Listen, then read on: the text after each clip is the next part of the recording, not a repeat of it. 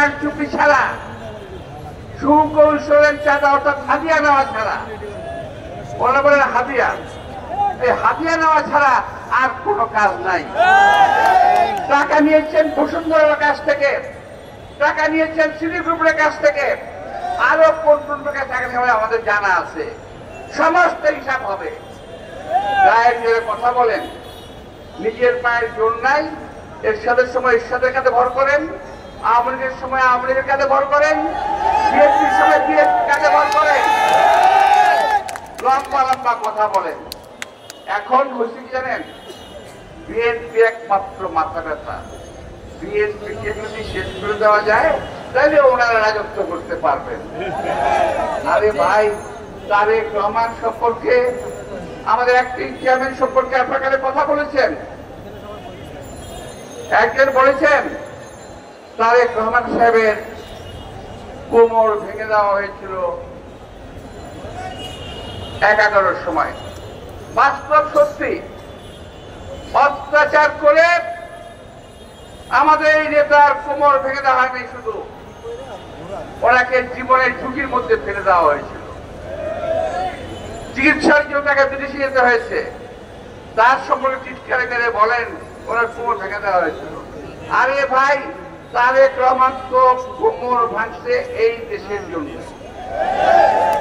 আর আপনাদের তো একটা লোমও ছিঁড়া যায় না শরীরে। আপনার শরীরে একটা লোম ছিঁড়ছিল কেউ? তারেক রহমান তো ছিল। এখন ওই তারেক রহমান আপনাদের হিংসার কারণ হয়ে গেছে।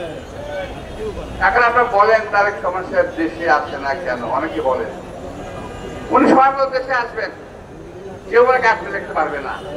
তবে আজকের এই অবস্থায় আপনাদের কথার কারণে মনে হচ্ছে, আমার মনে হচ্ছে তারেক রহমান সাহেবের জীবন এখন হুমকির মুখে।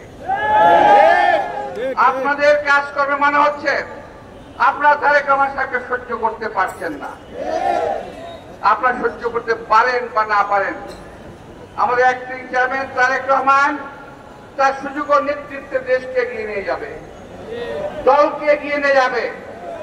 মনে রাখতে হবে, বিএনপি ছাড়া বাংলাদেশ কখনোই বিএনপি ছাড়া কারো হাতে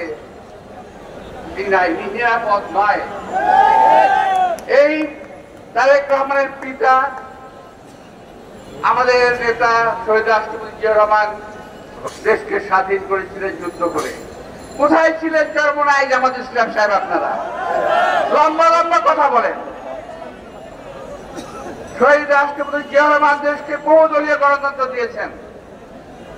দেশ নেত্রী খালেদা জিয়া এই দেশকে পার্লামেন্টারি গণতন্ত্র দিয়েছেন। সংস্কারের কথা বলেন, সংস্কার আমরা করি নাই। আর একটা আছে যে কি বলে বাংলাদেশ চিলড্রেন্স পার্টি, হ্যাঁ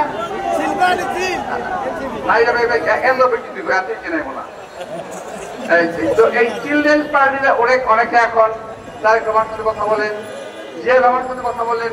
আরে ভাই, তোর দাদারও তো দাদা জিয়া রহমান, কার সম্বন্ধে কি কথা বলে না?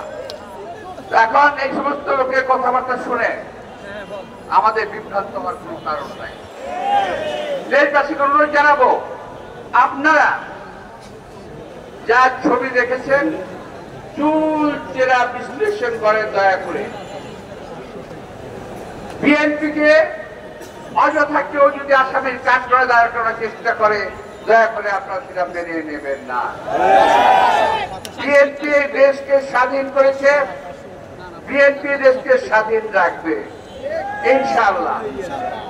আর বিএনপির ভাইদেরকে অনুরোধ জানাবো, দয়া করে আপনার একটু খোঁজ করে দেখেন আপনার ডাইনে বায়ে যদি কোন চোর ডাকাত বদমাইশ থেকে থাকে, এদেরকে একটু চিহ্নিত করেন এখন থেকে। আমাদের বিভিন্ন সময়ে বিভিন্ন ভাবে আমাদের দলের নেতৃবৃন্দের কাঁধে ভর করে হাতে ধরে আওয়ামী লীগের সন্ত্রাসী বৃন্দ দলে ফেরার চেষ্টা করছে। তারা যে কোনো সময় যে কোনো কর্ম করবে, এটা থেকে সাবধান থাকবেন। আপনাদের সবাইকে আন্তরিক শুভেচ্ছা ধন্যবাদ জানিয়ে এবং দেশ নেত্রী বেগম খালেদা জিয়া তার দীর্ঘায়ু কামনা করে, আমার নেতা তারেক রহমান তার দীর্ঘায়ু কামনা করে যদি তার সম্পর্কে কোনো অপবাদ কেউ অনর্থক যদি থাকেন, ইনশাআল্লাহ আমরাও তাকে ছাড়বো না। এই কথা মনে রাখবেন। আর পীর সাহেব, কার পীর সাহেব, কেমনি পীর সাহেব? আর ওই যে সোশ্যাল মিডিয়ায় যে আপনার সম্বন্ধে লেখা হয়েছে, বলা হয়েছে যে আপনি মাদ্রাসায় পড়েন নাই, হাদিস পড়েন নাই, ইত্যাদি ইত্যাদি কথা হয়েছে। যদি কলিয়ায় জোর থাকে, যেই চাপাবাজি করেন ওই চাপার মাধ্যমে দয়া করে একটু জবাব দেবেন। আমরা জানতে চাই ধর্মীয় ভাবে আপনি কোন থেকে পাশ করেছেন। সবাইকে আন্তরিক শুভেচ্ছা ধন্যবাদ জানিয়ে আমার বক্তব্য শেষ করছি। আল্লাহ হাফেজ।